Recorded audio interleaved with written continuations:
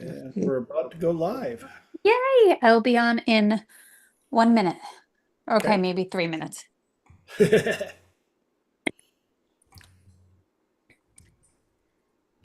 When will a woman come? When she's ready. Yep, I have to change. I'm sorry. there we go. Got that Don't change. We love there. you just as you are. But bump. Well, we're actually live right now.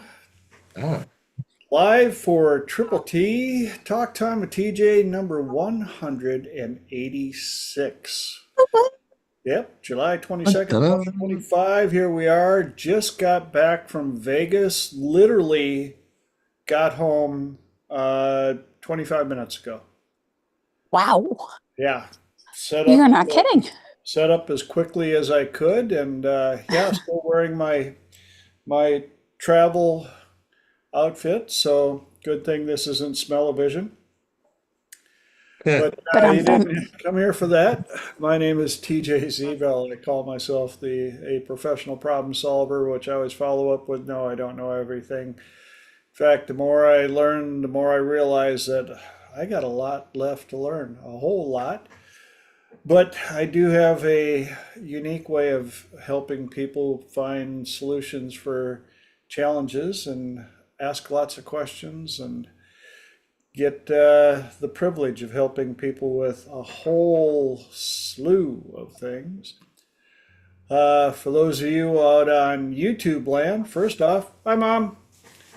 And for the rest of you, hello. Thanks for joining in. And if you're watching the recording, thank you so much. Would you please do me all of the YouTube things that don't cost you anything but just a couple of seconds to click that subscribe button and ring the bell so you get notified when we're back on the air, and leave some comments. I could I would love to hear some new comments out there. So even if you go back and watch an old one, Mark and I were talking, he went way back in the archives and watched episode number 1 and noted that a few things have changed since then. It's been a quite a Just trip. a few. And what else? We got a website that I would like you to check out. Got some more changes coming up, so it's back to the Where's Waldo? What's new? What's different? What do you notice? Uh, like I say, on there you'll get a little insight as to what I do and what I offer. Uh, I get to help people with depression, anxiety, phobias, PTSD, grief. Work with uh, athletes from beginner up to pro level. Offer corporate coaching.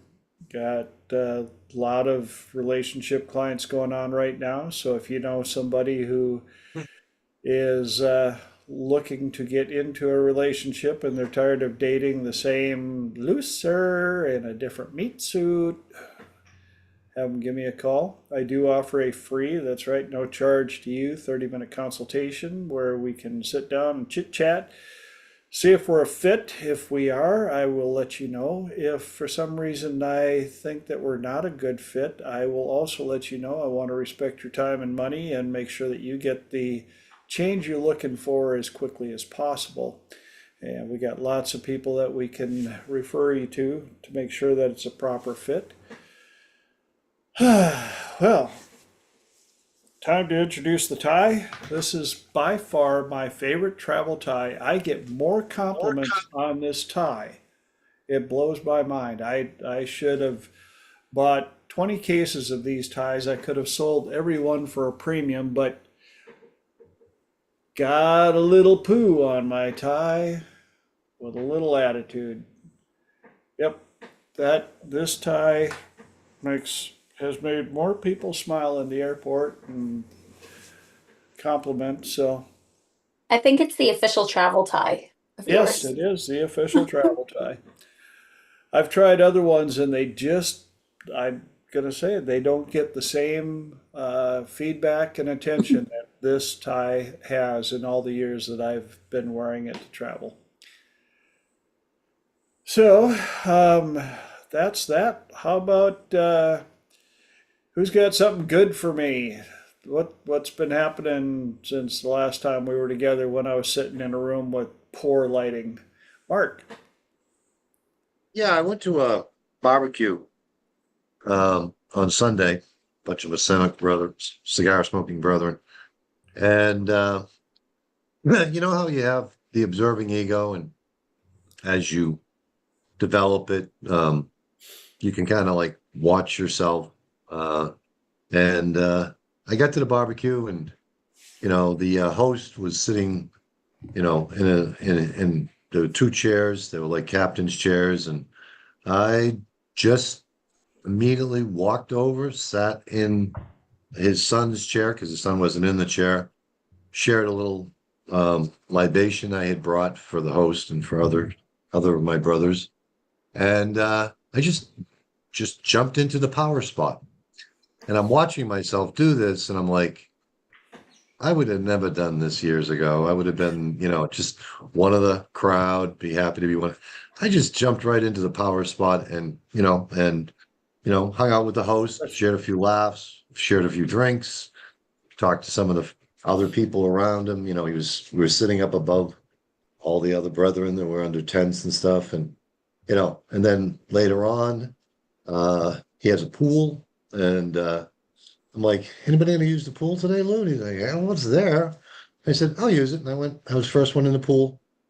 Um, you know, again, and this part of me that was observing is like, I would have never done that. I would have waited for somebody else in the past, you know, to break the ice. I was the one that broke the ice. I was the one that took the power spot in the environment. Um, and that other part of me is like, this is, like I said, and it's wired in now, so it's kind of automatic. So it was interesting to watch, from the position of the observing ego, that yeah, how much I've changed and how much, I've evolved, and now it's to the point where it's normal. Cool. Yeah. Love that stuff. Lenora, you got That- anything in the last 7 days? I am so excited for you, Mark, especially because I know exactly what you mean. It's so interesting to be able to look at yourself and to see yourself so, so differently than when you did many years ago and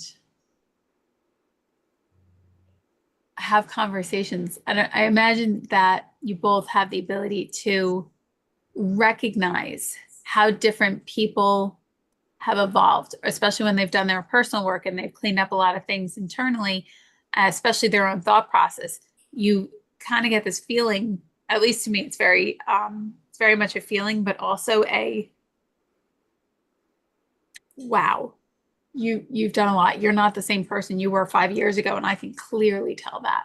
And that's Well, when you go back and watch that first episode again, you're gonna see how far you've come.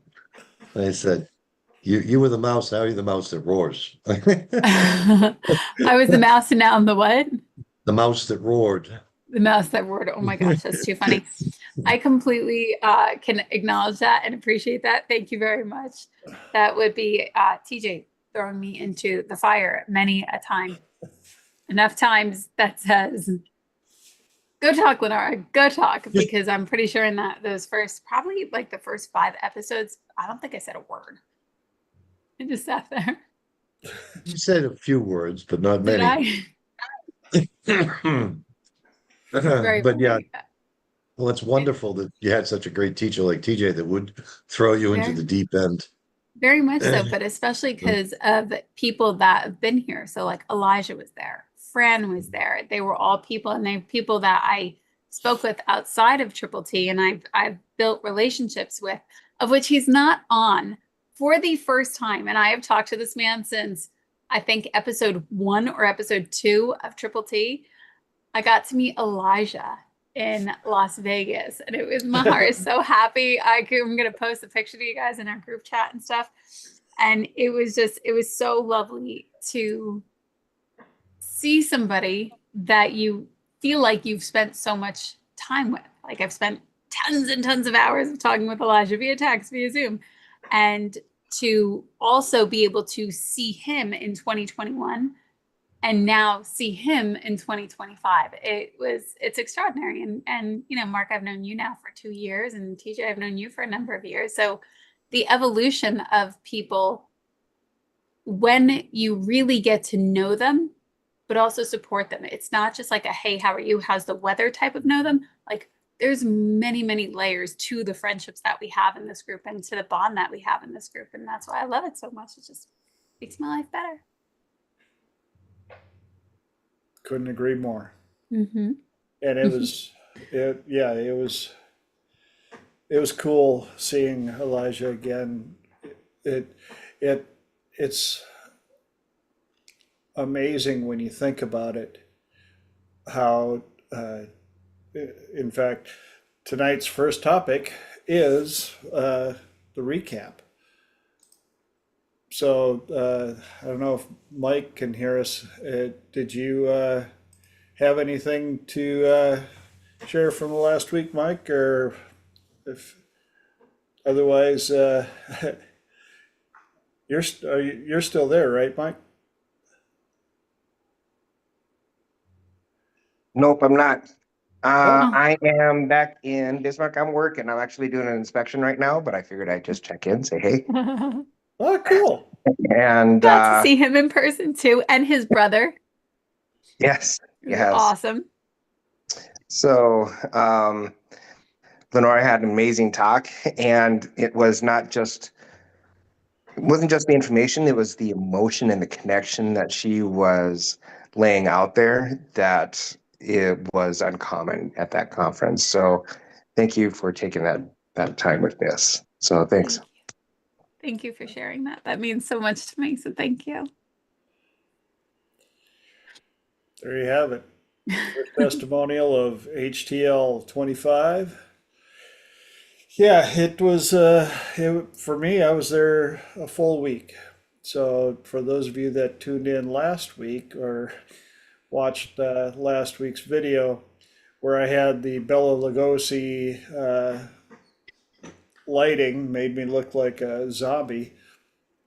And I was so tired out, I was almost feeling zombie style, but here I am back home, barely an hour, and hitting it again.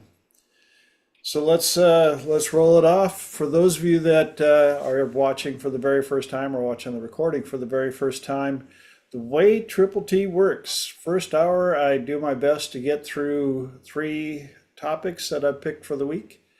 And then second hour, magic happens where it's open mic, open platform. Anybody on the call can ask a question or bring up a topic. And then I let everybody on the call answer first because I like to learn as well. And so if you are watching this recording or if you're out in YouTube land, hey, come and join us. We'd love to have you on the call and hear your feedback, get your questions and all the above. But without any further doodleage, we're going to jump right into the topics, which I picked this week is Hypnothoughts Live 25 recap, Captain's Voice, and Bad Patient.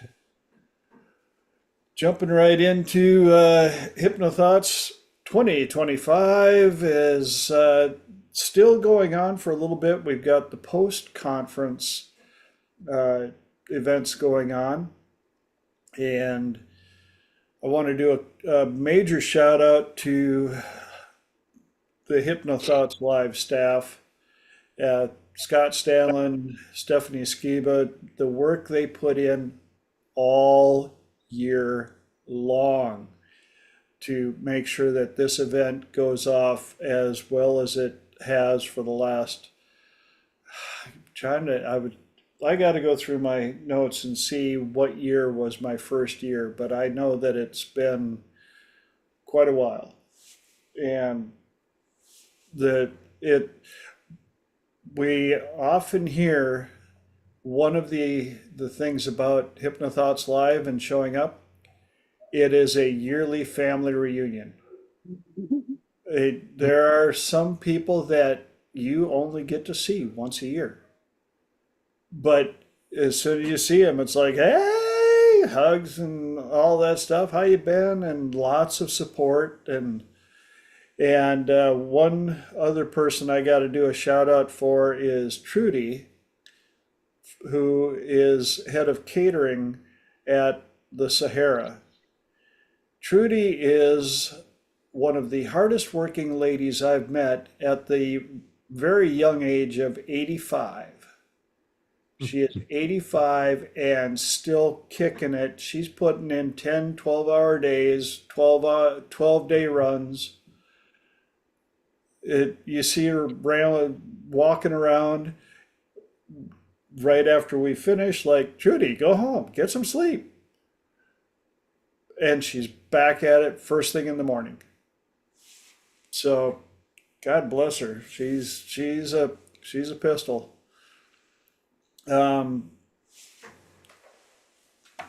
Took abundant notes, and it's the amount of information that is available at this conference is astounding.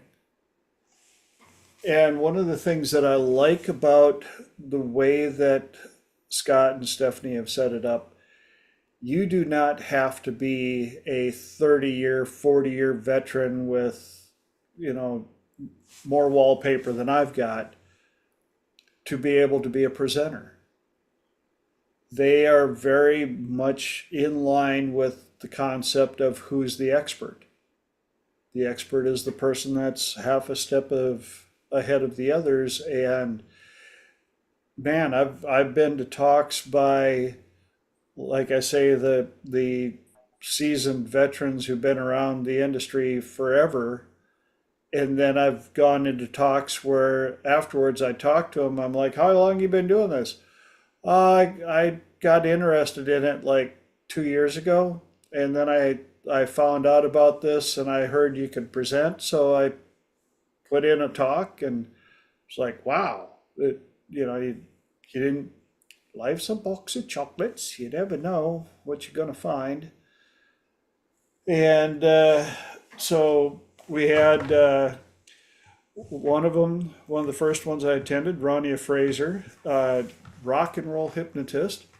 She's a card, man. She's a force to be reckoned with. And she was talking about helping people recover from toxic relationships. And she's been through quite a bit. One of the metaphors that she used that I thought was really cool is that narcissistic abuse is like Jenga. And the people that are, the narcissist is sitting there tapping out one little block at a time out of the values and criteria tower that you have. And by the time they get to the point where the last little block makes it fall, most people feel trapped in that situation. And when the values and criteria tower collapses, they have full control until the person gets the awakening and knows they need help. And it won't be until that person is ready for the help. I've seen it a number of times. People from the outside can see it and they mention it, and it only makes the victim dig their heels in stronger. And that's because it is a form of mind control, same type of stuff they do in cults. And a lot of times it will come with gaslighting. And it literally is some of the darkest forms of mind control. When a a person finally understands what is going on and they reach out for help, one of the most challenging forms of help that the victim needs to do is no contact. Full on no contact. Like done. And the way Rania so clearly pointed it out is that narcissistic abuse and control is essentially the equivalent of a very strong addictive drug. The narcissist gets people hooked onto the patterns. Now, if it was any other drug, what drug would that you were addicted to, would you go, yeah, but I'm feeling better now, so I'm just going to have a little bit of heroin and I should be fine? No, no contact.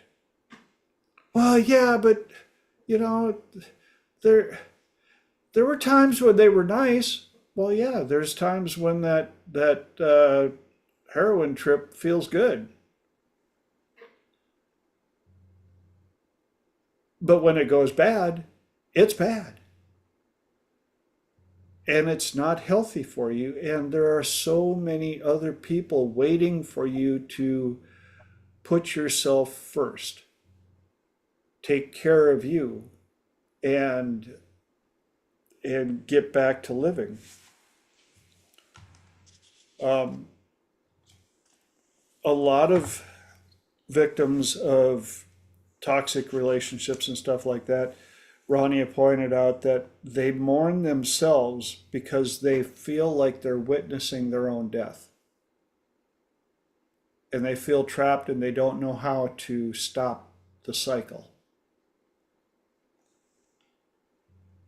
Some of the client verbiage that she shared with is, I feel like I'm constantly walking on eggshells. I feel like I'm losing my mind, which is from the gaslighting and what they used to love about you, the narcissist, what they used to love about you, now they despise. What they pulled you in with, now they shame you with it. Now they control you with that.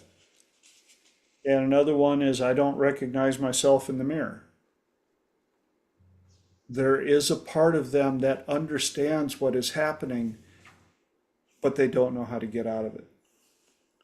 Any feedback, ahas, epiphanies on that one? Lenore.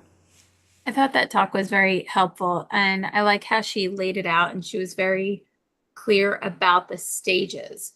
And what I thought was powerful about that is because she would not only was she clear about the stages, she gave examples of her personal experience and what else she sees with her clients, which I think is really what can drive home if people are in that, or if they're questioning the degree of it. I also think I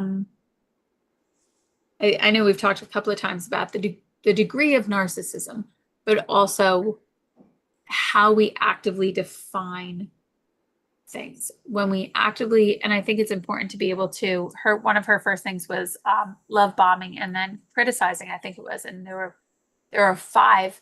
And what I thought was powerful was she went into the definition of how she defined it. And I think that's so important because people are really quick to throw around words, but what do they actually mean? And that ultimately goes back to values and criteria. And how do you measure it? How do you know?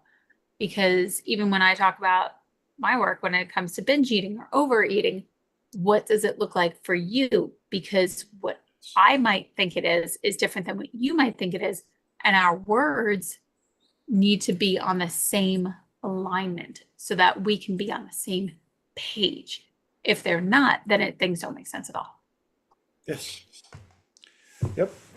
So if any of that interested you, you can look her up. She's got very good presence on on the internet and YouTube. Ronia, Ronia Fraser, Fraser, rock and roll therapist, I believe, rock and roll hypnotist. I should have written it down, but pretty easy to find. Next up, Martin Castor. What a shout out to Martin, man. That guy is so cool. From Europe, from Denmark, I believe. Yes, and he's very accomplished. Does stage hypnosis and works with clients. And his approach to working with clients is so cool because he wants to build up their belief system from the second they face each other. It's like, hey, you made it on time. Awesome. That's cool. You're already winning. And another one was, if you thought you were coming here to talk about the problem, you came in for the wrong reason. And he says it throws people off at first. They're like, wait, no, I came here to talk about my problem. He goes, no, you've had the problem for a long time. We're here to talk about you. We're here to talk about who do you want to be tomorrow. And one of the great questions he has is, when you wake up tomorrow, how will you want to feel when everything is going exactly the way you wanted it to? You've been dealing with this problem for how long? What would it feel like tomorrow if you wake up and you didn't have that problem anymore as an identity, or as an excuse, or whatever way you want to frame it or phrase it? When you wake up tomorrow, how do you want to feel? And another question that he had that I thought was brilliant is, what color isn't your problem? Yes, and that's for those of you that understand color breathing and HMR and all of the things that we deal with, that question is so powerful. What color isn't your problem? And what would you feel like if you were covered in that amazing color? Now that all of that color is in your body, what do you notice? And right back to, when you wake up tomorrow and everything is as it should be, how do you want to feel? And how will it make you feel? So, great stuff, Martin. Next up, Jess Marion. And, EJ, I got a question. yes, I'm sorry. I Go was ahead. just gonna say that it sounds like a little bit like a time distortion. You know, when you wake up tomorrow, you know, again, it points to Martin's skill. And I loved him when I met him years ago. But Yep. that's a little bit of a time distortion. You know, when you wake up tomorrow and all your problems are gone, how is that going to make you feel? And then coming back to the moment, bringing them back with that second question, what color isn't your problem? That brings them back to the moment. So Yeah. they start to imagine what it would be like to wake up tomorrow and the problem is not there anymore. So, but that's what I picked up on, is a little bit of a time distortion there. Yes, little future pacing and fractionation, and yeah, it's a great technique. The other thing he said is, sometimes it's funny because at the end of the session, if he asks about the presenting problem that they came in with that they thought they were going to talk about, and he's like, so what were we going to talk about? Wasn't it da da da da? And he says, they'll look at him like, what do you mean problem? They had already put it in the past and cleaned it up and were prepared for the new chapter starting tomorrow. So cool stuff. Yeah, Any other input I on was it? gonna say, I'm lazy like that too. I'm, again, if I can get the client to do all the work, I'm content to just sit there, you know? Exactly. And we know for a fact that what the client comes up with will always be accepted much more than what we tell them. What they conclude. Yep. Um, you can tell I just got back, so I'm I haven't even had a chance to reread my notes. And if you've ever taken notes in class, you have to go, wait a minute, what class was it? What was the subject? And what did I mean when I said that or wrote that down?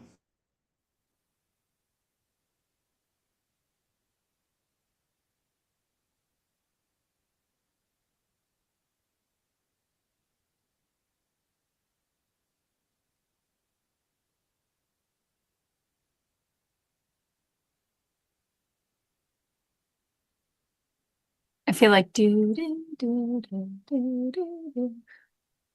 Are you mumbling or did you go mute, TJ?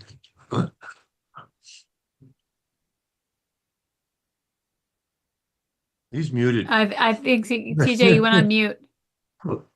Something happened. Nope. No, no, no. No talky talk. I went to a number of good talks. They're very good. And if in case anybody wants the recordings, you can definitely buy the recordings, which there we go. Now he's back. Uh, Technology. Oh,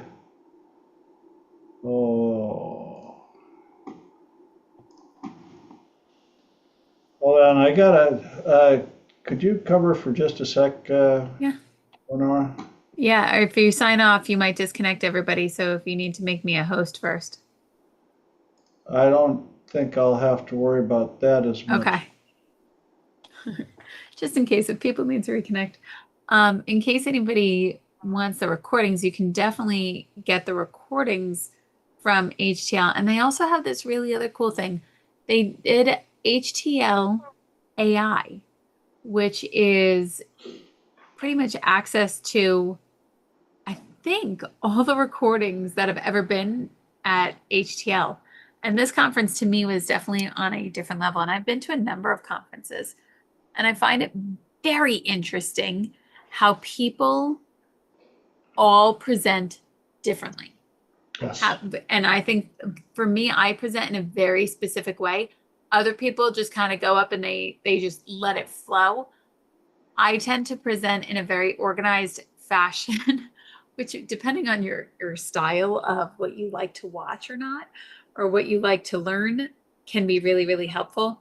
I know a lot of people will do demos, and I'm very structured, as in I try to make it as functional as possible. And the title of my talk was How to Stop Binge Eating, or How to Stop Emotional Eating Before It Starts.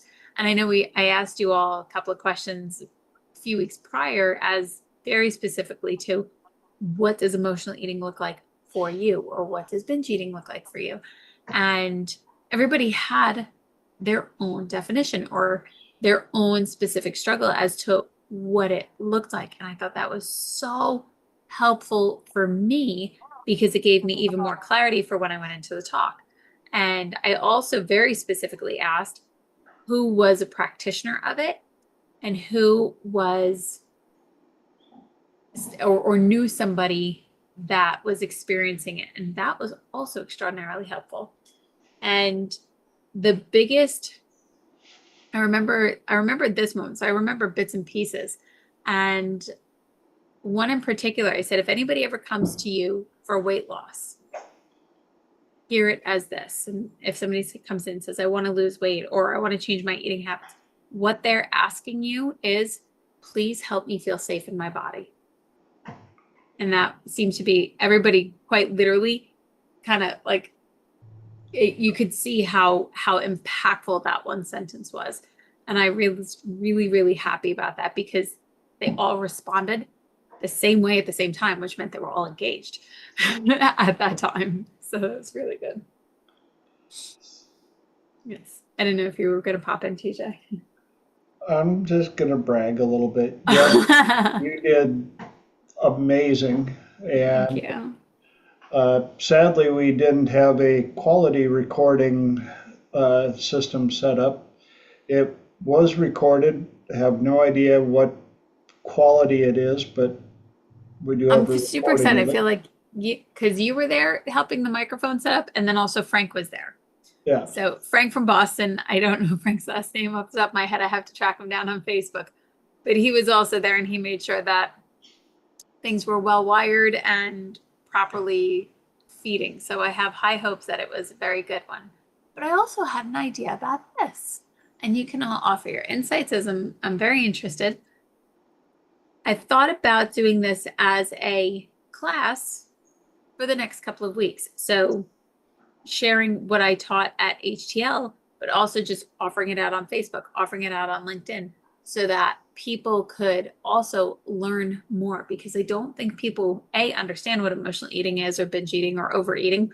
And B, I don't think they realize how connected everything was. I absolutely did not know how many things were connected. And even though in my book I break it down into 5 key categories, even in those 5 key patterns, they all have 3 or 4 more specifics as to help people realize where it is. So, for example, somebody who is in the comfort seeking pattern, they might be seeking comfort because maybe they're alone in the evening, but they might also be seeking comfort because they don't feel good when they start to have encounters with other people and it feels unsafe. So they're finding ways to eat and to stay safer in their body. So those were my thoughts as to what do you guys think? Should I teach that one time a week for the next several weeks? I definitely think, especially with whether you're going to teach it as for practitioners to be able to offer it to their client uh, base, or if you're going to offer it to people who would be essentially clients to get a pre-training on how to identify where they're at on the scale of recovery. Awesome delineation. Thank you so much for that. Mark. And you're looking for hits. Mhm. Squirrel whispered in my ear, for to try and get some of the keywords, unraveling the secrets of binge eating might be a title that would get a lot of clicks. Excellent. Oh my gosh, I love you people. Unraveling the secrets. Of binge eating. Oh my goodness. Or emotional eating. Guys, that was amazing. A couple of keywords in there that might get you a lot of clicks, secrets. Yeah. Unhealthy eating. Awesome. Awesome. Thank you. Thank you. Thank you. So I'd like to be able to offer my program, and I don't know if people really, even my book, my program, whatever it is, because I believe very strongly that it's incredibly helpful. And also, I didn't realize, even in all the research that I did, it's not like one place had all these insights in the way that I have now shared them. They all had like a little appetizer, and this is Thanksgiving. Here's a ton of information so that you can better help yourself. That's one of the nice things. Smorgasbord and let them pick. Yes. And also the feedback from that training, having people that are willing to offer up feedback right then and there about what they liked, and the questions that you were getting were definitely quality. Yeah, very much so. That's one of my favorite ways to judge a presentation is what's the involvement, what are the questions that are being asked? And Yeah, it's a little dangerous because you could end up doing a squirrel chase down rabbit holes all over the place. But a number of the sessions that I went to had they had so much information. It almost is overload. By I mean 3 days, and for the people that do it, the pre-workshops and the post-workshops, they could potentially be putting in 10 to 12 days straight Of learning. of trainings. And I showed up early to help Scott and Stephanie and the crew with setup, and stayed another day to help tear down and pack up and put away all the stuff that they supply. And it was a lot of fun. Very much Um, so. see if we can get through a couple more. I want to do a shout out to Astrid Harms, who. Uh, Oh, Mark, go ahead. I was gonna say, after Identity by Design, uh, all the times I was in trance, and then Hypnothoughts, and then there was a guy was doing an induction. I don't know if you ever seen the induction like this. Yeah. You put the circle around it, and I was working with this English gentleman, and I said, "Hey, I've never done this before, so I might be a little bit, um, a little bit rough with it." And my conscious pilot light guttered out. Okay. As I was doing the induction, my subconscious took over, and again, it relit. And the guy's like, "I don't know why you doubted yourself. That was one of the smoothest inductions I've ever heard." And I was like, what did I say? Yeah. And again, that's the one of the secret sauce to Hypnothoughts Live is you don't have to be a 30-year veteran. You could have easily watched one video on hypnosis on YouTube and saw an ad for HTL and showed up. That's how welcoming it is. There are a number of people that actually did that too. Yeah. Yep. And they're from all over the planet. I met people from Germany, from Denmark, uh, one from Australia. Uh, yes, Lenora. Oh, I'll wait. Keep going. Oh, but yeah, Canada, everywhere. So what were you going to say? I think one of the nicest things is the people that you get to. So even, for example, Martin, I had no idea who Martin was. Martin presented to a room of at least 60 people. And afterwards, people often go up to the speaker, or you have the time eventually to run back into them and to have a conversation. I was actually able to meet up with Martin, I think like 2 or 3 other times after he spoke. And he was even saying, yeah, come to Sunday. We're going to be having this event. Most of you know that I turn into a pumpkin come 9 o'clock at night, usually around 8:30, and staying up for Triple T is my pumpkin bewitching hour. So his 10 o'clock, I was like, I'm so sorry. I'm traveling the next day. I will not be able to get there, but I have no doubt that people had a phenomenal time. And he's slated right now to also be a keynote speaker at Mid-America in October, which for quick math is in 87 days. Not that I have a timer or not. But the fact that we get to go up and have conversations, ask questions, and just experience other people just as they are without necessarily being up on stage, I think is so beautiful. And it also leads me to this piece of insight. The more people you talk to, the more you realize, A, how far you meet, like for me, how far I've personally come, and B, everybody's also wanting to help themselves and wanting to help other people. It doesn't all look the same. It's not all the same exact method, and it's not even like the same exact 3 methods. Everybody is finding ways to bring their specialties to help other people, not just themselves, but also other people. And I think that's such a beautiful thing, because I know a number of people on here all have their own areas of speciality of things that they target, and whether it's in their professional world or in their personal world. But it really just helps you notice that not everybody is stuck in a doom scroll, and not everybody is talking about the weather, and not everybody is just jumping on the latest fad something conversation. Yeah. People are actually talking and thinking and growing and expanding. And that to me is the difference that makes the difference. And I love the fact that you pointed out they're there to share whatever new ahas, epiphanies, Yeah. protocols they've come up with, because it isn't about a competition of scarcity. We're not sitting there going, "Oh my goodness, if I reveal the secret sauce, you're going to take all of my business." There's plenty of business.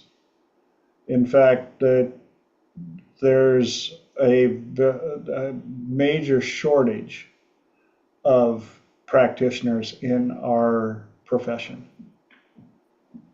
And it's interesting also to see how many different professions show up. I mean, we've got people they've got a psychology degree. We've got people that are there just because they deal with sales, they deal with people. We got people that are in the healthcare industry that want to know better ways to help their patients. So it's really cool.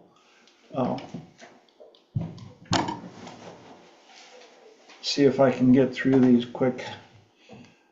Another shout out number 5 to Astrid Harms, who is a specialist on tinnitus or tinnitus, potato. And I have tinnitus big time, have for a number of years now. And her knowledge of the subject and all the above is incredible. She pointed out a couple of different things that I'm going to be working on to see if I can get mine more under control. But she pointed out something very interesting. She asked how many people in the room had tinnitus. At least 60% of the room. And then she went through and started asking questions like, so how many of you have heard stuff like, well, you're just going to have to live with it? How many of you heard that there's no cure? How many have heard that it's only going to get worse? And she said, there's really no medical proof to back those things up. They're all anchoring suggestions. A lot of them, if there isn't a true mechanical, physical reason for it, it's basically, it's in your head, it's not in your ears. And so she had tinnitus for quite a while and was able to completely cure it. Her mother has had it for an exceptionally long time and is still dealing with it. And so she's dealing with both sides of the event in that department. But great person to look up if you know anybody that does have tinnitus. Have them look up Astrid, A-S-T-R-I-D, Harms, H-A-R-M-S. And she pointed out the number of potential causes for tinnitus and said typically most cases have 2 or more combined causes that bring it about. And it gets to the point, and I can associate with this, where it almost becomes an identity.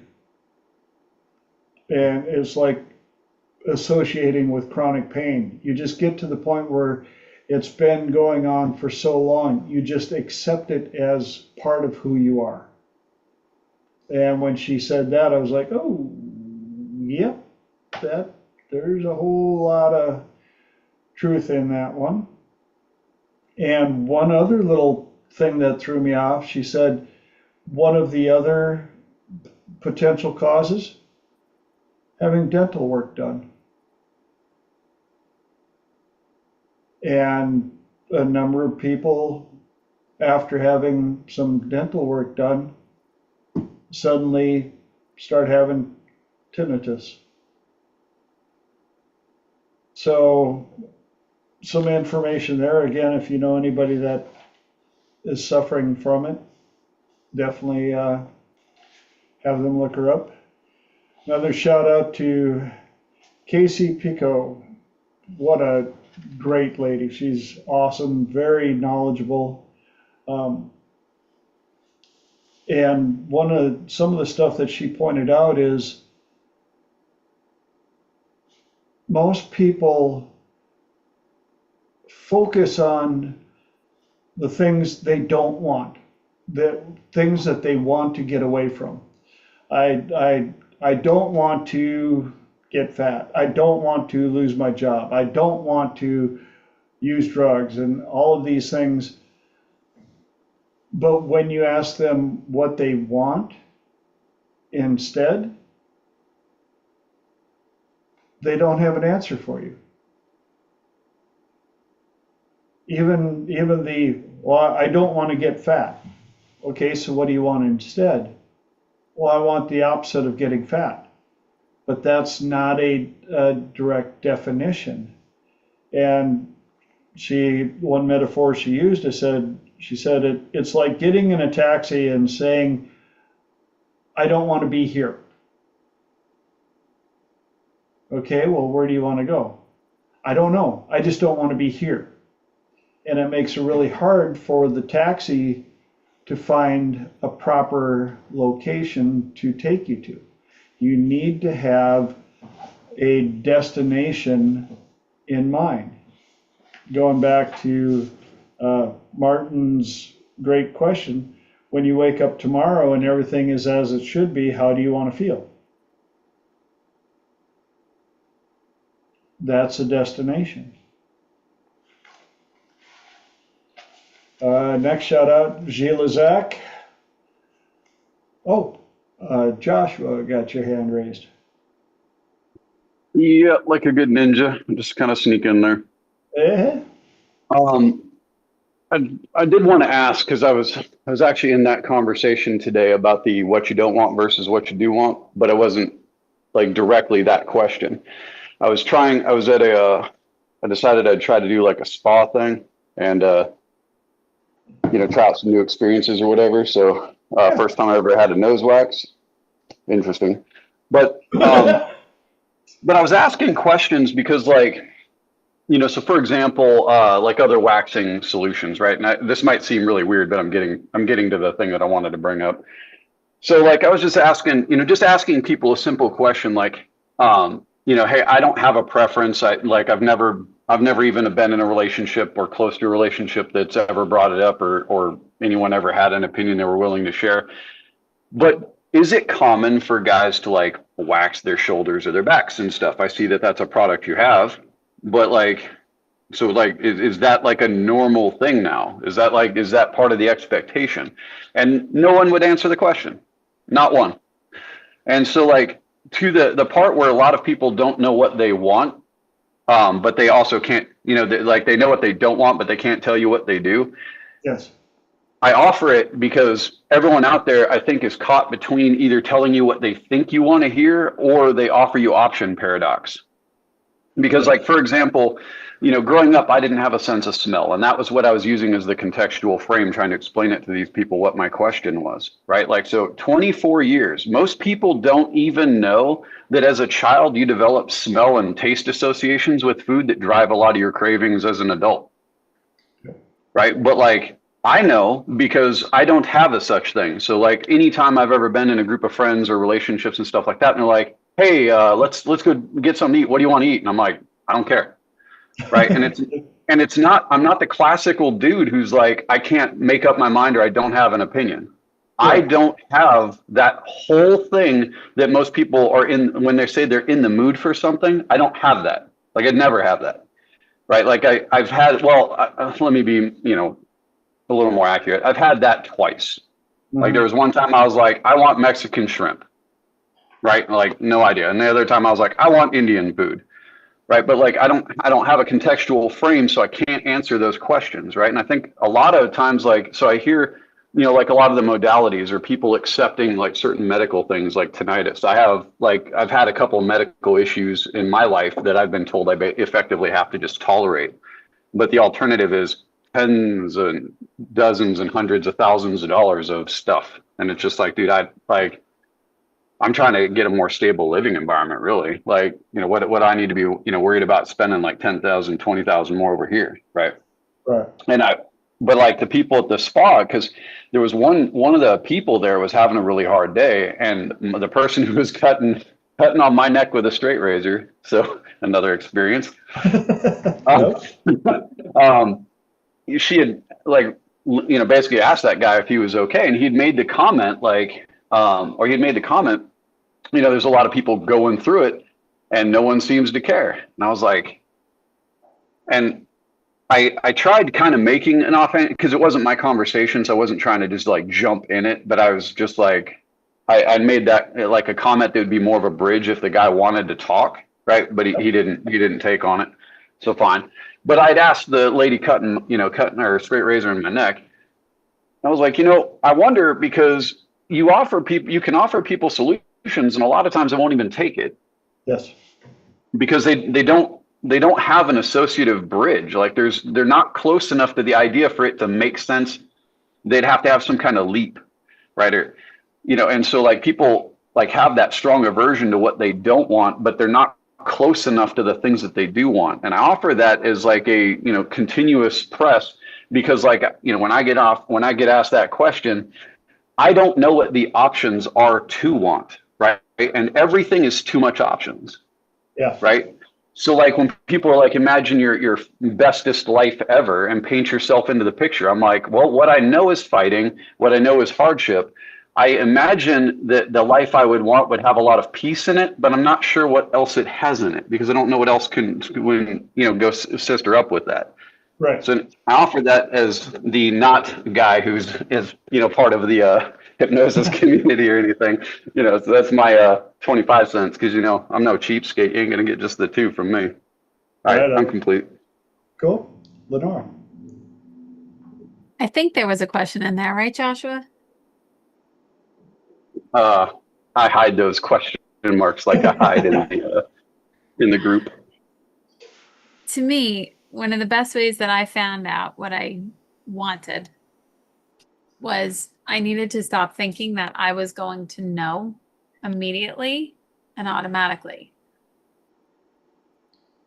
I knew I wanted to feel better, but I also knew certain things. So very specifically for me, I wanted to have a better relationship with food. I didn't want to hate my body. Well, shit, that's pretty vague. Start writing down what you don't want, and then draw a line down the center of the paper and be more specific. What might that look like? So if it's a relationship and waxing, no, not an expectation. Just going to put that out there for now. Waxing your back, also, waxing your arms, waxing all the other things, that is not an expectation. And where I live, knowing the people that I know and the females that I know, that is not their expectation either. So let me just put that out there.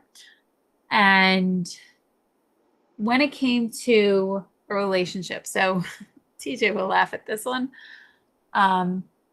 Many, many, many years ago, long before all of Triple T, and of the 5 times that I decided to drink in my life, I had a glass of wine, and it was I know you all just perked up going like, wait, what, Lenora?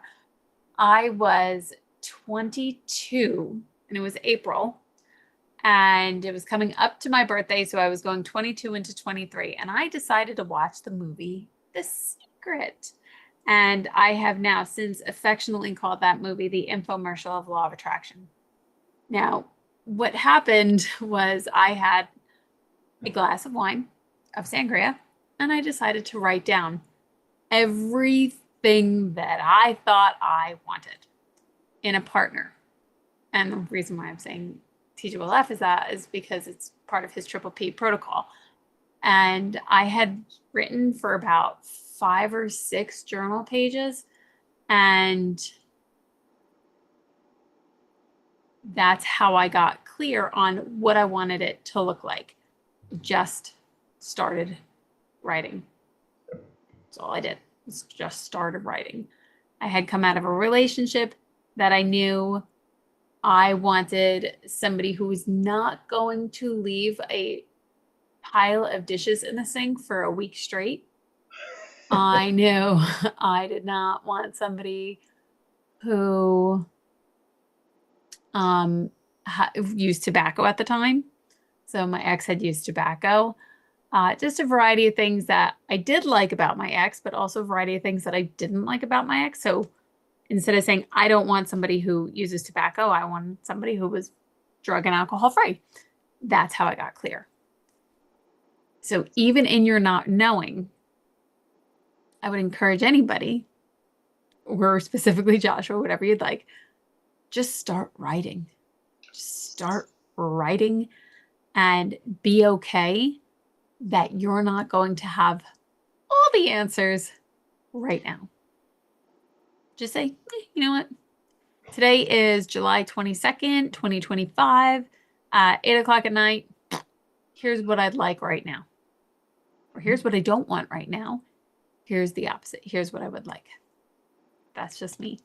And somebody who is watching put, leaving the toilet seat up okay. I did not get that specific about leaving the toilet seat up, but I was specific enough that my partner would also care about what the space we lived in looked like. So the toilet seat did not bother me.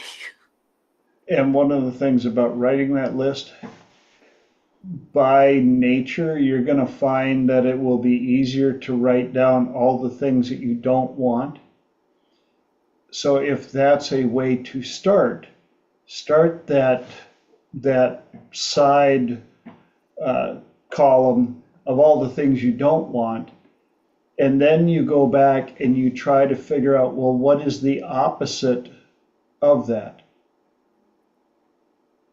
And how would that look if you had the opposite of what you don't want? That usually helps people. And of course, here we are, top of the hour, time travel, zip, 1 hour went away so quick, and I didn't even get all of my shout outs. So I'm going to just put a couple out there real quick before we switch over. Gila Zach talking about near-death out-of-body experience. That was awesome. Had another class with Martin Castor. That was cool. Victoria Gallagher about clearing money blocks. She's great at that. Tracy Cannon. We got to do a shout out to Tracy. She is so funny and so good at what she does. Her talk was everything your client says will be used to help them.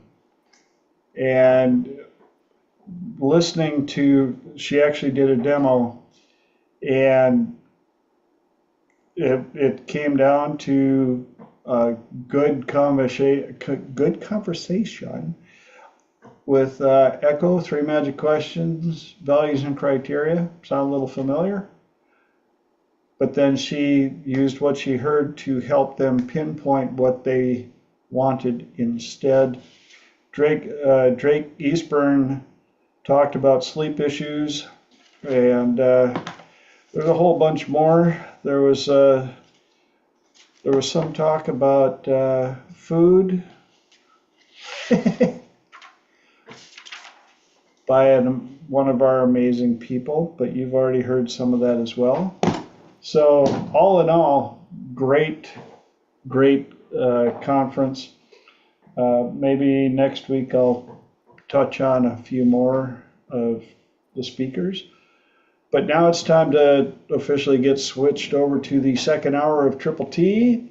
If you're just tuning in and this is your first time watching the recording, this is where it's open mic, open platform. Anybody on the call can bring up a question or a topic. I let the people on the call answer first because I like to learn as well. And let's see who's going to start it off.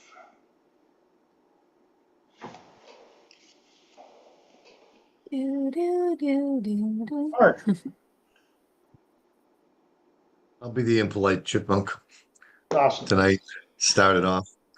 I don't know if you've noticed, but the Facebook and other platforms are lighting up with this whole big talk about pheromones and how pheromones signal attraction, they signal other things, revulsion and things like that. And they're all selling their proprietary formula to stimulate the opposite sex's pheromones. And I just wanted some input, whether or not you think this is the latest snake oil or that you think it might have some basis. I have some thoughts, but I wanted to throw that out there. Cool. Joshua's got his hand up already. Yes, sir. Also, just want to say hi to Mark. So what I've noticed with things like pheromones and everything else, humans like to oversimplify things. Also, humans have a hard time reconciling more than 2 or 3 variables at the same time. So the answer is it's part of the equation. The answer is it's not a significant one. So the question, like to rephrase the question, it's not insignificant, but it's like the people that want to get healthy. So they're like, well, I'm a little bit older. I don't want to run because I want to protect my knees. So let me go get a bicycle, right? And they're going to start like riding bike from 9 to 10 miles. And then they're like, they got to go buy those stupid biker tights, right? So like, if you're in it for health and fitness, you're not doing it for the Tour de France.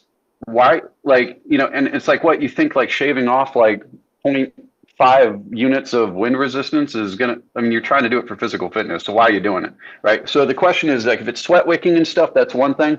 But what I'm getting at is that most people, like if they're going to go buy a bicycle, they want to have the look to go with it. Right. And so, folks are, with like the pheromones thing, that would be like a 2% argument, but you're missing the 50% argument. Like the first thing you can do is just not look like you rolled right out of the trash can.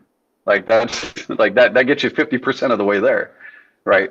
So, the pheromone thing can heighten it, but I mean, that's what like perfumes and stuff were way back in the day. So like why they hunted whales and all that stuff was to get perfumes and to be more attractive and everything else like that. So it's a lot of like a research, just like you see, bell-bottom jeans coming back or, platform shoes or the cool pants that zip off at the knees that were really not cool for like 2010 to like 2015, but they came back.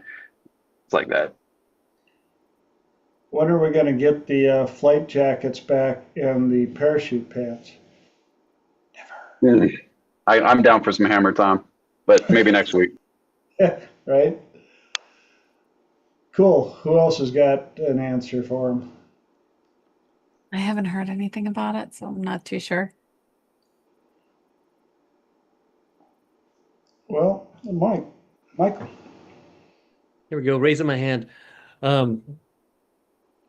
I'm going to say that Big Brother's listening, and because I have not seen a whole lot of pheromone things, and Lenora probably hasn't either, and maybe you searched it, and now they're all just giving you a whole bunch of stuff, Anyway, it's kind of how they do it. Pheromones are pretty cool. There's a comedian who talks about it, which I can't talk about it on this platform, but I sent TJ the joke. So I can talk to you privately about it. It's kind of a funny joke. Little blonde-haired comedian lady starts talking about it. She's from the 80s. And millennials and younger Gen Z are doing some things that are kind of crazy using their pheromones. And just say Well, I do appreciate. know there's some science behind it. Like there was an experiment where they had 30 guys get brand new white t-shirts and they had them work out and then they Yes. had these different women open the plastic bags and smell the male sweat pheromones and the interesting thing, well, a couple interesting things. If a woman was ovulating, she tended to find a lot of those scents, um, to be pleasant. If she wasn't, well, they weren't so pleasant. With that But if they, study as well, but it wasn't just what- working out, it was stressful. So like some people were in a stressful situation and that Mhm. what turned off people. Well, And what then they found was that if somebody's too closely related, and they juiced the experiment that way, like first cousins, yeah, the woman would find that sweat to be repulsive. So nature protecting itself. So I know there's some science in it, yes. but I think it's just the latest. Um, and I only saw a couple of these things, and they're all ads to sell their product, because that's going to make you irresistible to women, So, but yeah, this seems to be the latest snake oil. Well, and it's only been around Body for, spray commercial, what's that? the Axe deodorant commercials. Yes. And it's only been around for what, 3,000 plus years where they've tried to figure it out. And uh, I remember in the 80s, certain publication was filled with ads for pheromones and if you remember, they even had the little open up sensey things that some guys would go to the magazine stand and open it up so that they could get their daily cologne of whichever sample was inside of the magazine until some coalition of 10 people that were allergic to the smells complained, and so they took all of those scent samplers out of the magazines. But yeah, and part of what made me what I thought of that was I think even more than the science behind it was the ability to have the applicable confidence. A lot of guys bought it so they could have the applicable confidence. I got this bottle of pheromones. If I put this on, I am attractive. But it would allow them to exude that confidence that they didn't naturally have. Just like Joshua had brought up, Axe body sprays, and it's been going on since the dawn of advertising. Put this fox smell on you, and the ladies will think you're a fox, and they'll come running through the field to be with you. Oh, gotta have the fox smell. Oh yeah, that's the latest. Wolf is so last year. So we'll probably see a resurgence of the new and improved and new chemical blah blah blah, new best ever, right, Joshua?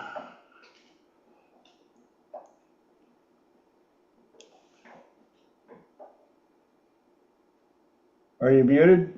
Yeah, he's muted. Oh, can't hear. Yes, there it was. So I said, yes, sir. And then I have 2 points to bring up additionally. The first is that having the corrective surgery for my sinuses, opening up my sense of smell that I, there didn't have for the first 24 years.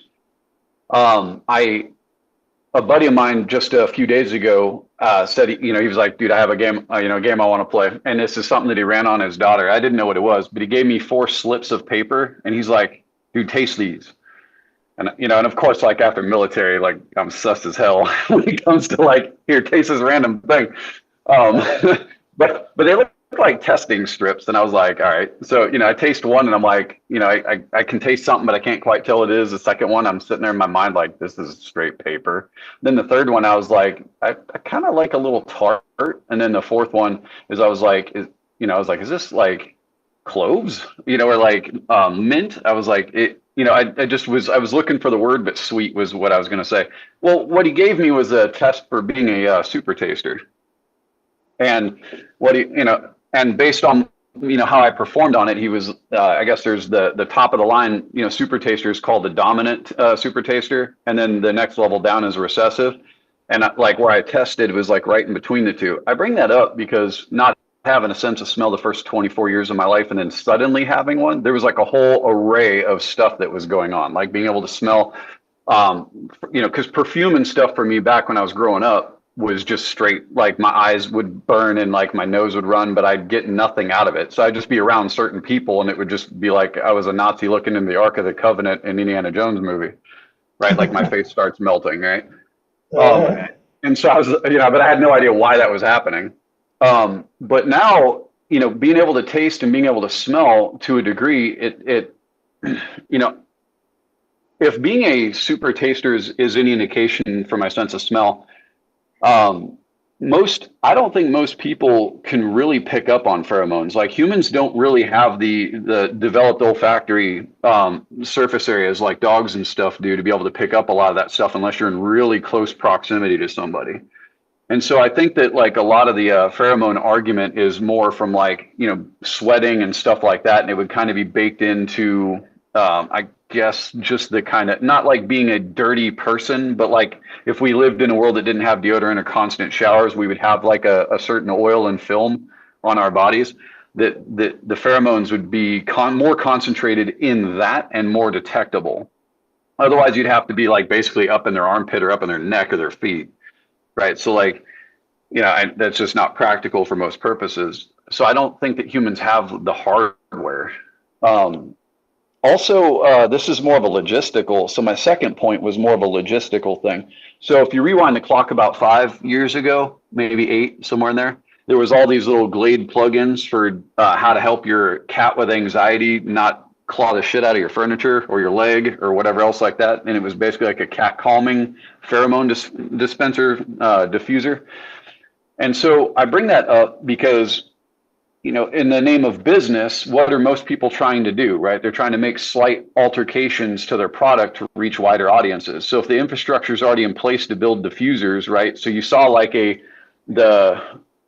diffusers you'd see at the yoga studios and stuff like that, and people were using essential oils. And then it was like, oh no, essential oils are super toxic, can't do that. And then it became like this plug into your car, calm your pet down thing. And then now it's back to like, increase your mating percentage chances by at least 14.75%. Like, or, I'm being facetious. Yeah. But you just see a slow rotation through product lines that have a similar underpinning, like a construction process, right? So they don't have to alter the product significantly to be able to, release it to a fresher audience. Yep. Joys of rebranding. That's the word. Thank you. New and improved. We added nothing but a label. Says right there, new and improved. Do you want it now? Mark. As Michael walked away, I'll jump in. Yeah.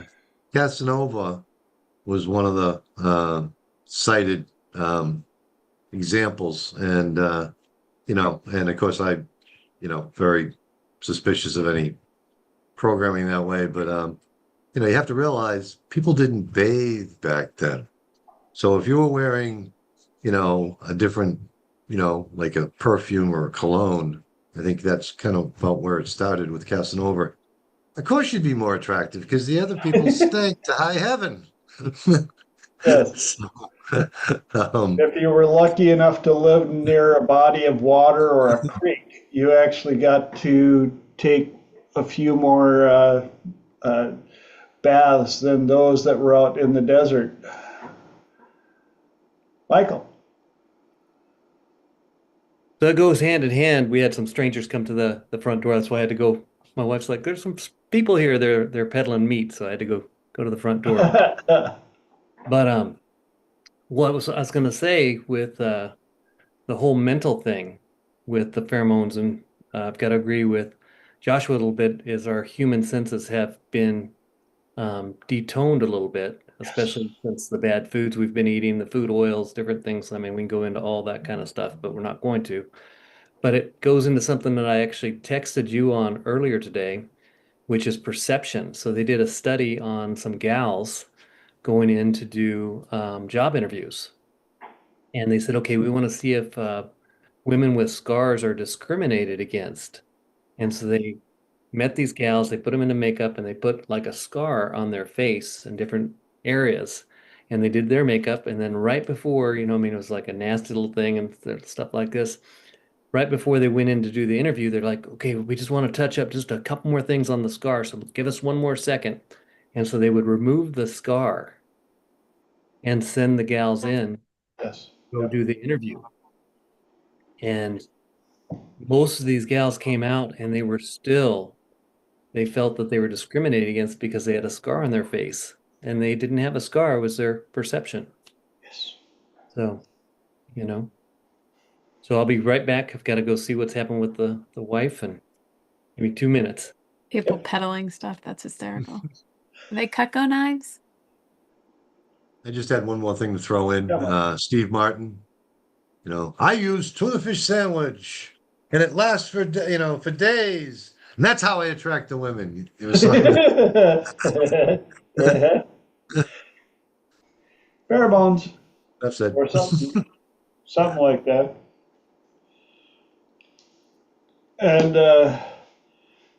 but again, it goes right back to the history of colognes and perfumes and all the above, always looking for that extra little edge.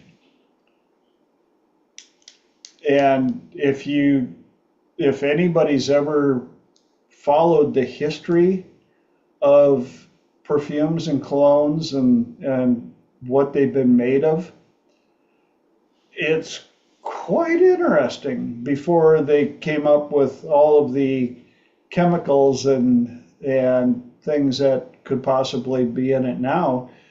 A lot of people didn't realize that they used skunk scent as a carrier because it was so powerful and it was so lingering. So they would take just a little bit of that to add to the other oils as a dispersant, as a carrier. Like, yeah, well, there you go. We've got this lovely cedar and nature with the pheromones. Smells a little skunky, but you'll get used to it after a while. It's going to drive her wild. Then you've got the summertime cologne of my people from Minnesota, Deep Woods Off. Ah, there's somebody you want to hang out with. At least the mosquitoes won't be hanging around him for a while. Any other input, or is it time for another question or topic? Heidi ho, we don't know. Let's go. And there's silence.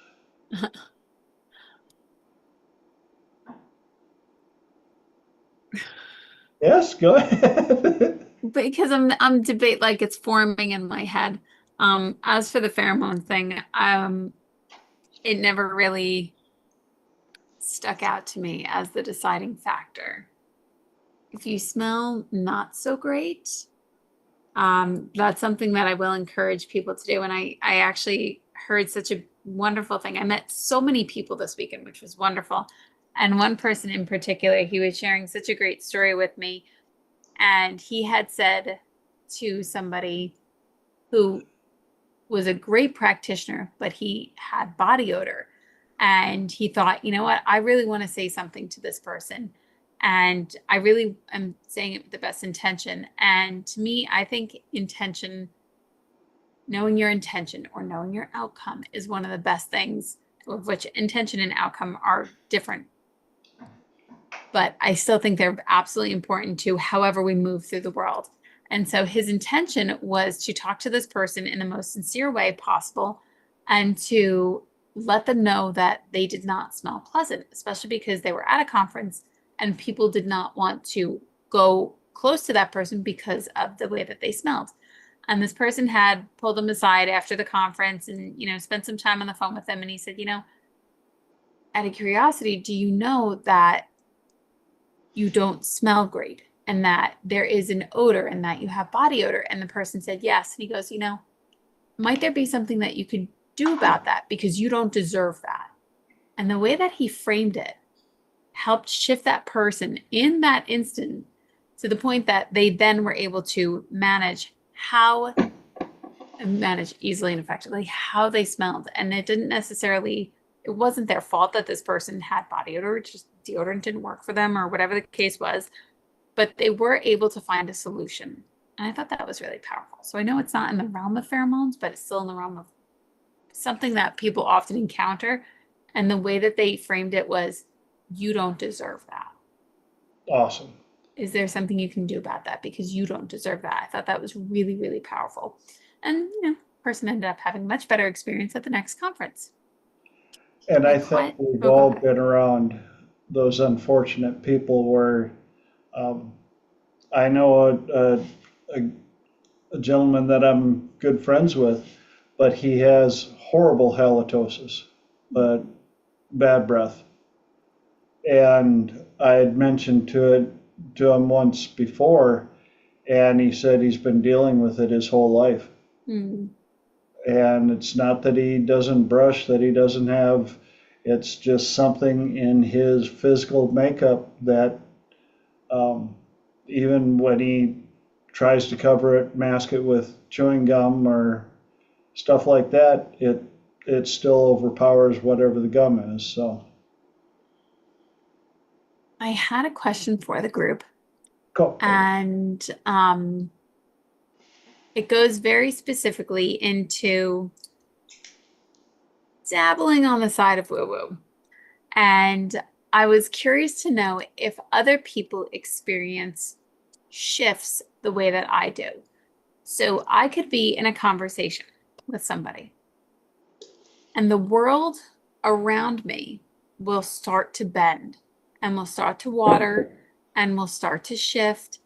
And I don't have to look at it. It's just going on in the peripheral of my conversation. And it doesn't happen always, but it does happen during conversations that are not about the weather.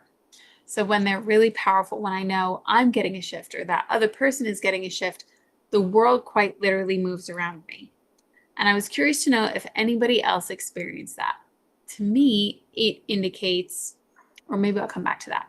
So I'm going to pause there. Has anyone else experienced that or something like that? No, you're crazy. Thank you, Mark. Welcome Love to that Mark laughs at that. Welcome to the Triple T family, where we How do you know that I worry that I'm give crazy? each other a little heat. Joshua. As the Mad Hatter would say, Lenora, only the best of us are. Yeah. Joshua. Nice frame, Mark. Love the Mad Hatter and the Cheshire Cat. Also, Lenora, you're crazy. And no, anyway. So I've had it happen on both sides. One of the reasons that I tend to be reserved in asking questions, particularly the ones that don't get answers and that start building, I would call it the cyclone, I've had it where like if I am not very careful in how I ask the questions, and if I let my emotions out and I'm not in control of myself at all times, I've I've driven rooms of people into bad behavior, including animals. And so there are times when I want to speak and I don't because of that. But I've also had it where before I met this crowd, right, and not just Triple T, but but like the mindfulness crowd, I found the most transformative space in music with what I called hero tones.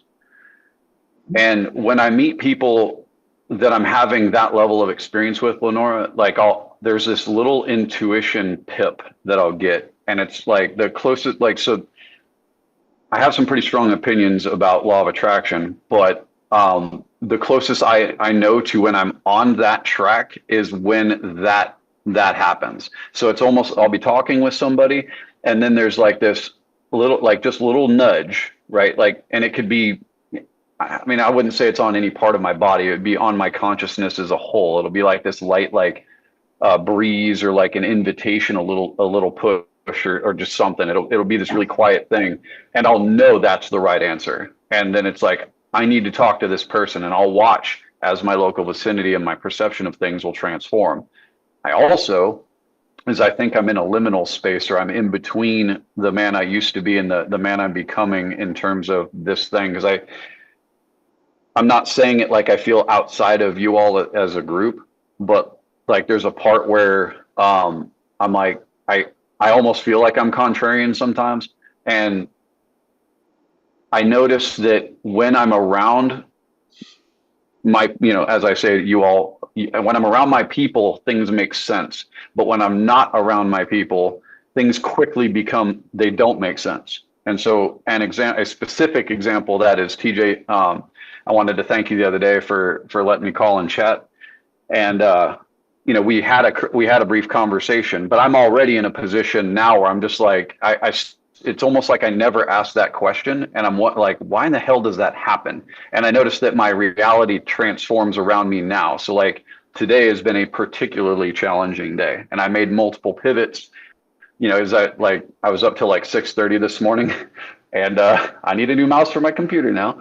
But I was just not having it. Like it was a whole lot of stuff happening. But I was like, you know what? I'm gonna pivot. I'm gonna try to get some sleep. That kind of didn't happen. So then I was like dragging my tired ass all over the day, and then more stuff was happening. And I was like, I'm just gonna pivot, and I'm gonna do something I wouldn't do. And I'm gonna go to a spa day. And I start flying down there, and then come up upon some traffic, and that's not unusual down here in Virginia until I see the drawbridge raising, and I'm like, whatever you are, God, I don't know how to address you in this moment. Fuck you. And I sit there for almost 40 minutes, and finally a ship goes by, and then I'm just like, so I get there, and then the people are like, well, you missed your one part of your appointment, and we're real sorry, and they know what happened, so it wasn't like they were trying to charge me for it or anything, but they were trying to figure it out and get it squared away so they could still get me into the appointment. But it still took like an hour to get me in for like a haircut, and it was to the point where I was about to just get up and walk out. I was like, this is driving me crazy. I'm so angry right now. And it's just been that kind of day. But that's what I mean is like when I fell away from the group, when I fall away from what I know to be the right answer, my reality changes very quickly to that kind of thing. And it's like this warfare, and it's like this weird supernatural thing. Cause like, if I said something like the computer game is cheating me, right? Everyone would just be like laughing. They'd be like, Josh, computers don't cheat. I mean, actually they do. And it's in the programming. We can get into that. But what I'm talking about is like, I'll watch things behave and do things they shouldn't be able to do at all. Like, bless you. But like my keyboard and my mouse and my phone and my portable hard drive all at the same time start doing the same thing, right? Those are 4 completely disconnected devices, right? But like all of them start doing weird things. So I've wanted to paint the picture from both sides. I have it on the good side and the bad side, but I noticed that like, there will be a whole bunch of things that'll just go wrong, and it's weird because it follows me. right? So like also, for example, one of the things was my car. So like I couldn't get my trunk to shut.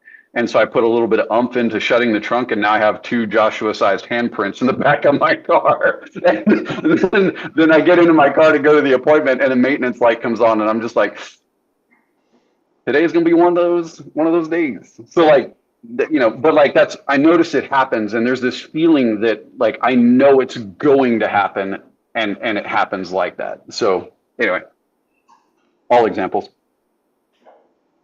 Yep, I've had those days. Mark. First to address Joshua, when you start to have that series of unfortunate events, I reframe myself and I go, you know, Jesus had days like this. He had ones that were a lot worse. Nobody's tried to nail me to a tree. They ain't Yeah. over yet. But so, you know, I can reframe it, you know, pretty quickly by just reminding myself, yeah, Jesus had days like this. And he had ones that were a lot worse. But more to Lenora's question is, yes, sometimes when I'm in deep rapport with a client or with anyone, I don't really notice the boundary forming, but I definitely acknowledge, like I said, that bubble that you know that forms around the two people that are in deep rapport. I haven't really paid much attention to what's going on outside the bubble. It's unimportant. It like you said, it blurs.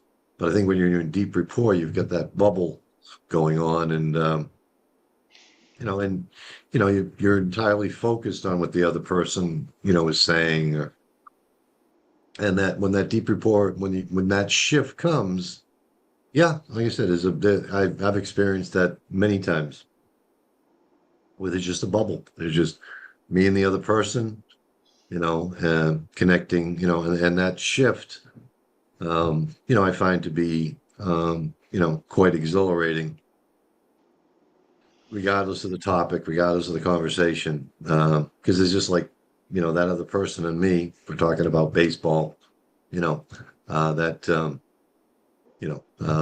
the, and, but I never really paid much attention to what's going on outside the bubble. So, Yep, that's the joys of deep rapport. Lenore. Yeah, Mike. I'm so Blah, blah, blah, blah. I'm so glad you all mentioned this, because this also kind of reinforces what I believe and my experience, especially with reality transurfing. So I know some of you know I took that course a couple of weeks ago, and I'm still processing it and finding little things. This is what I wanted to tell all of you. So the way that I see people now is kind of like their own spinning world. Like everybody's having their own experience and they're having their own world. And I was on a plane of without 200 people. I don't really know. I didn't do the quick math. And the way that I saw everybody was just kind of like they were just spinning in their own world. We were just all spinning together, jetting through the stratosphere or the air, whatever you want to call it. And in that, we have the ability to get, according to reality transurfing, all of us together are in, yes, what you would call a conversation, but also what you would call a pendulum. We are all having focused energy together. So anytime you're in a conversation with somebody or anytime you're connected to a thought, you are technically in a pendulum. Now, pendulums can be helpful or not so helpful. They can support your energy or take your energy. And I started to think of it like this, especially if you happen to be close to people and you find that they pull you in emotionally really quickly and really, really fast. You're then pulled into their energy. And I started to think of it as, don't touch the lava. Do you remember when we were kids and you would jump from couch to couch because you didn't want to touch the lava? That's how I started to see people's energy, in the way of they're pulling me into that. So this leads me to why this is really important. So Joshua, with your car going, in all which ways. I've started to see it as everything that happens for me is for my highest good. Even in the decline, or like in the less than positive, I literally started to call it the burning. So like when I go into work and it's not something that I want to necessarily be a part of, I'm like, oh, this is just the burn of old thoughts. This isn't my current reality. This is like the after experience. I happen to be in it, but this is really my old thoughts that I'm walking through right now. When I'm in things that I really, really enjoy. So like, for example, the conference, I'm like, I was a part of this creation. I got to be a part of experiencing this, putting the positive energy to it, participating in it. This is my new identity. This is who I am. This is what I do. I go to conferences and I teach and I get to know people and I get to help people and I get to support people in ways that are important to me. So in both situations, I'm finding ways to use it to my benefit, as in, oh, this is for my highest good, which is a phrase that really didn't resonate with me. So I'm finding in both scenarios ways to help it resonate with me. Because in reality transurfing, we are constantly creating our experience. So in Don't Touch the Lava, if I happen to be having a conversation, as I do, about a variety of things, and it's somebody not in harmony with what my future destination is, and they're saying, what if, I'm like, oh, don't touch the lava. I don't want to be pulled into that. My trajectory is here. So I'm going to keep calling you to me, and we're going to go together to the destination that I want versus me getting pulled to you to go to the destination that you want. So I thought that was really helpful, and I'm curious to know your thoughts. That being said, when the world starts to warp around me, I consider it shifting timelines. As in, if all things are happening all at once and we're constantly moving through time and we're constantly moving through timelines, I consider it a positive shift in a timeline that is for my highest good. Since we're constantly creating and it's going out into the space of variations or the quantum field or the field of all possibilities, this is how I've started to navigate through the world. And this has become very, very precious to me because I will notice. Now, it's not always rainbows and sunshine, but it is something that I pay attention to, because if I notice I kind of downshifted or went into an identity that I don't like, I'm like, oh, right. We're not this person anymore. Switch gears. And I pay attention so that I can shift as quickly as possible into this version of myself that I like to move throughout the world, and seeing things for my highest good, and noticing that I don't get pulled into other people's energy, because I get to protect my energy and I get to support my energy and I get to be the container. And it's about taking care of me and moving it forward. Those are my thoughts. Did you get it all? Yes. Good stuff. Thank you. Thank you. Don't touch the lava. That was hysterical. Mark. I have some similar thoughts around, shifting realities. And you want to find, if we do have infinite realities around us, maybe we can tune into one where everything's going to turn out for the highest good, and, maybe we just keep shifting until, we're, that we can, I'm not quite sure how to explain it. Bankston talks a little about finding the reality where the injury is resolving itself, and and then step into that reality. That's about as close as I can get. Because if we are shifting realities, and if there is a multiverse of realities that we could potentially step into, find the one that is the most beneficial, where it all works out in the end. Yeah, that's about all I want to say. Good stuff.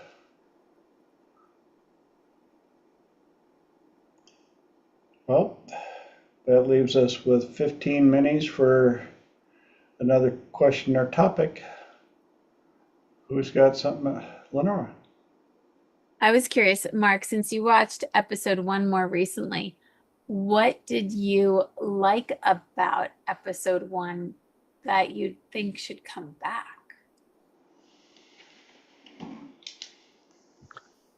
I liked, like I said, the TJ was, I'm sure, a little bit nervous, and but it seemed like the other participants, again, I saw you, I saw Holly, and but the other participants, they were, they uh, you know, it was almost like a meeting of minds, basically, like a mini hypnothoughts that had all these, Bernie and a few others, and I was just, I was, again, TJ was more the moderator than the guide, and I don't know how to distinguish those two, but I didn't see anything that, I think as probably through the episodes as TJ became more confident and people actually started, like I said, there was a lot of people that chimed in and they were,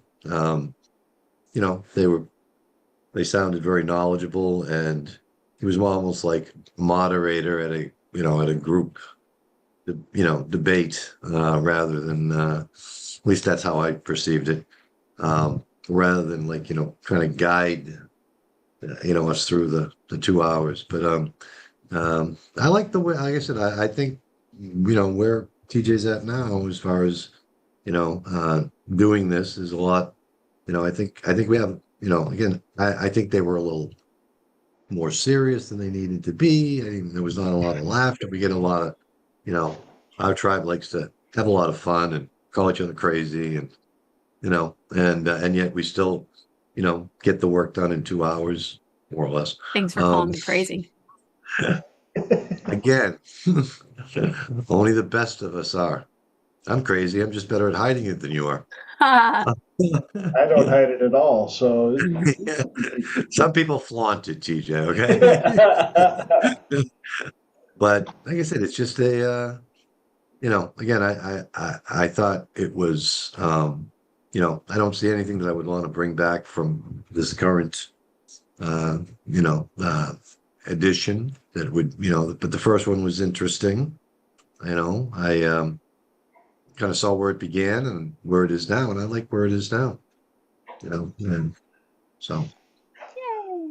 well, now I'm Okay. going to have to go back and watch that one.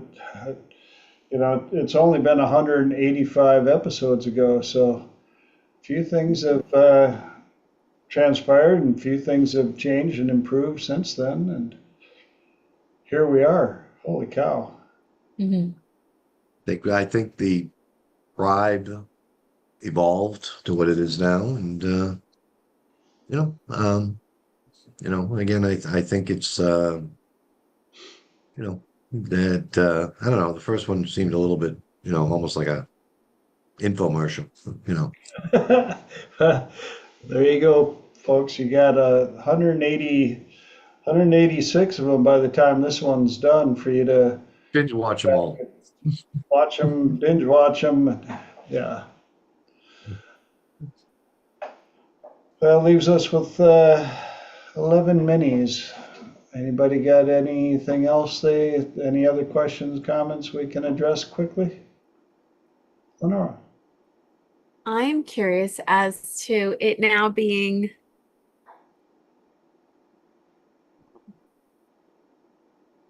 160 days to the new year Ah, ish. ish. What are people focused on? What are you wanting from the rest of the year? What are you thinking about? Where are your thoughts and your energies and insights? Great question. Who's got an answer?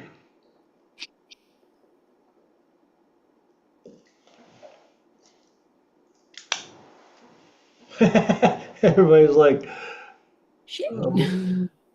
what? Mark. I just think, like I said, the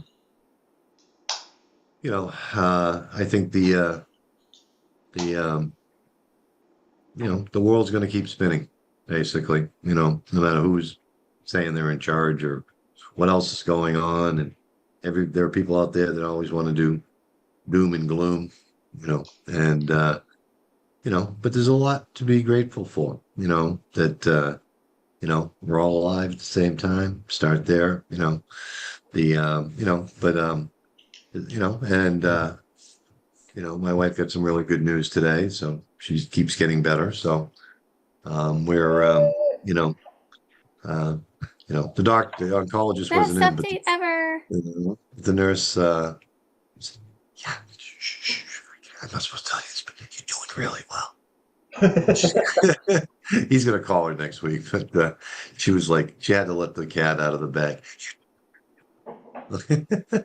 So Aw, how Yeah, hope that exciting. continues. Again, a year ago, or last October, I didn't know if she was going Yeah. to be around. They were prepping us for the worst, and Yeah. the best possible outcome. Now, you want to talk woo-woo stuff? I wouldn't let her go. I absolutely no. You're not going. I'm sorry.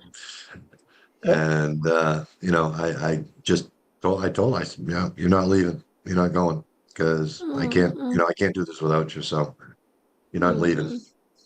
So. Yep. And whether or not I hung on to her spirit and lassoed it and, nailed it to the ground to make sure she didn't leave. She didn't leave. Put that lasso on there. You're staying here. No, you ain't going. Sorry.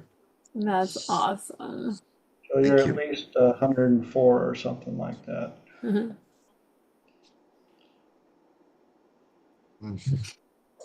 Michael, Okay, one of the Mike. questions that I Go ahead. asked, wait, what?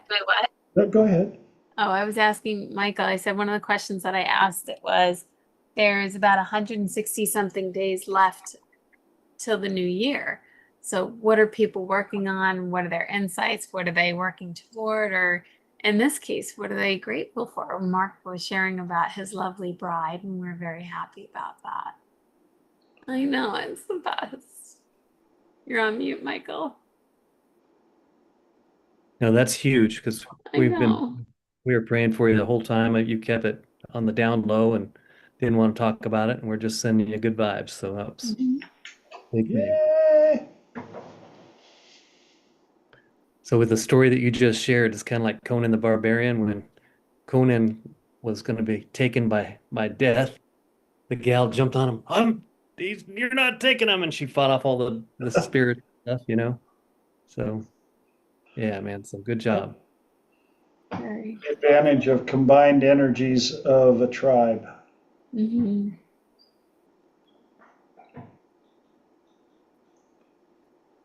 Well, 7 minis left, kids. I didn't know if Michael was going to share. No, I'm good. I just bought a $630 worth of meat. I'm a lay down. So what happens when you answer the door? Yes. My wife's like, Now that's an there's some accomplishment. strangers at the door, and they're the same people that they got us last year, but they got They tomahawks. got us. Well, no, they got us a really good deal. I mean, we got a couple tomahawks and things like this. This year they didn't have the tomahawk, so they're going to bring us a Wagyu tomahawk tomorrow. So what you're saying is we're all invited for dinner. You're always invited. Yes, yes. Bravo. Steak smothered with steak. We It's, have we've got 3 freezers and they're all full. So yes, anytime y'all want to come, we have food. As somebody who purchases half a cow each year, I fully support I love The, that. a meat locker is amazing, and would not Yes, change it for anything. Yep. that is so cool. So you've only had 4 drinks in your whole life. 5. 5. That is awesome. That's why you look so good. Well, thank you. I think this is a lot of personal work because Yeah. I looked like hell before, so Oh, you look a lot of fantastic. personal work and a lot of sleep. Well, I think I drank your share, so that's why I look. Well, you definitely had margaritas at my house. Too funny. One thing that I liked at the beginning of Triple T once upon a time was we would share quotes, our favorite quotes Yes. that inspired us for that week. And Mark, I need to apologize to you because I was the one who started to carry over TJ's Motivational Monday, and I'm not as religious as I could be or as consistent as I could be. So perhaps maybe that is something that I could add to my 160 something days left of the year, is to get a lot better at posting, especially on Mondays, because I really do love them. They really do make my day better. So. Very cool. Well, speaking of quotes, my favorite quote is from a movie called They Live. They With Rowdy, live. They Live. And it was a Right. conspiracy movie where aliens were actually taking over, but they were hypnotizing all the Oh, people. yeah. And you got to wear Roddy sunglasses and Piper. see all the submit signs and all the different little messages. And so he comes into a bank with a shotgun and he says, I came here to chew bubble gum and kick ass. Started shooting aliens. So But anyway, I'm all out of bubble gum. And a mile out of bubble all gum. out of bubble gum. That's it. Thank you so much. I did Rowdy not see Roddy this Piper. movie. Mark. Again, I had a quote that popped up, something I was watching, and it said, slow progress. Hang on, I want to get the exact quote. Slow progress is lasting progress. I like Oh, that. that is a good one. Right on. Oh, I heard one from a resident who is 94, and he goes, without discipline, there is no love. Not even self-love, not even, external love, whatever it might be. Just without discipline, there is no love. And I was, hold the phone, sir, because I need to write this down. Very Right? cool. This is a good one.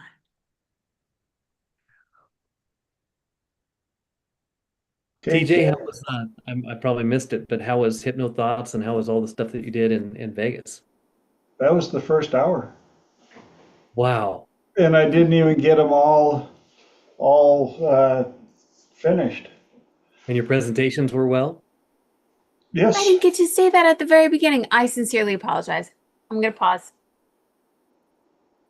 Oh, Speak. You can talk. I'm going to come back. no, we've got 2 minutes left, so you get to speak. Well, yay. I meant to say it as I was talking about Hypnothoughts. I got to be in TJ's class when he was talking about cover your assets, and it was wonderful. Tons of insights and tons of conversations, not conversations, tons of questions and different perspectives, especially because there are people who still practice in person and still practice online. So TJ, since he has the awesome experience of offering both, he was able to share both his experiences. And a lot of people had questions over, well, my client doesn't want me to record, or what if this happens? What if that happens? And I think the beautiful thing is, aside from the wonderful integrity that TJ has, is that he also clearly states, I do this not just for your protection or not just for my protection, but for both of our protections, which I truly think really helps enhance the client and the coach, or the client and the practitioner experience. It was an excellent talk, and he gave out free items at the end. So awesome, awesome, awesome. Excellent. Yes. And I want to do a shout out to Tracy Cannon and her husband Doug, who by the graces of the universe, were available during my talk to record it. And so I'll get that downloaded and we'll get that available for you guys to watch it as well. Sadly, they were not available to record Lenora's talk. Aw, thank you for asking. Yeah, but I appreciate it. so they couldn't do that one. That's why the recording we got of her talk is not of the quality that I would like, but it's better than the one we wouldn't have had if nobody recorded it. So we do have something. So, and here we are, 2 hours gone by in blink of an eye. Again, time distortion. If you don't believe in time distortion, time yourself for a 5-minute plank. You'll notice that time slows down to an absolute crawl. And then you do something fun like this with all your amazing peeps in your tribe, and 2 hours goes by in like 5 minutes. So I want to thank you guys. It's been a long week. And I'm actually putting on another class on this Saturday, the 26th. I'll be teaching a class in Cleburne, Texas for public speaking, stage presence, and microphone selection and usage. So, well, and I've got a guy that's going to record that one so we can get that one online as well. So, lots of cool stuff going on. Lenora, it looked like you had an addition. No, I was giving a thumbs up. Oh, cool. Thumbs up. That means it's time for me to once again thank you guys for offering up your amazing resource of time on this platform, because I still haven't figured out how to reproduce it, give it back to you. When I do, I always tell you, you'll be the second to know. For those of you out on YouTube, love you, Mom. And thanks for sticking around, watching live, and for watching the recording. Please do all the YouTube stuff. Go and click the like button, and then go to the old stuff and click the like button, and wash, rinse, repeat. Let's get some comments and some more likes out there. Yes, I'm just asking. I'd appreciate your support. As always, I love you guys big time, and I will see you back here in 7 happy, shiny days. Bye. Peace out, everybody. Y'all have a great Thanks, one. everyone. Great seeing you, Mark. Bye. Great seeing you. Bye. Have a great week. Enjoy the meat locker, Michael. Oh,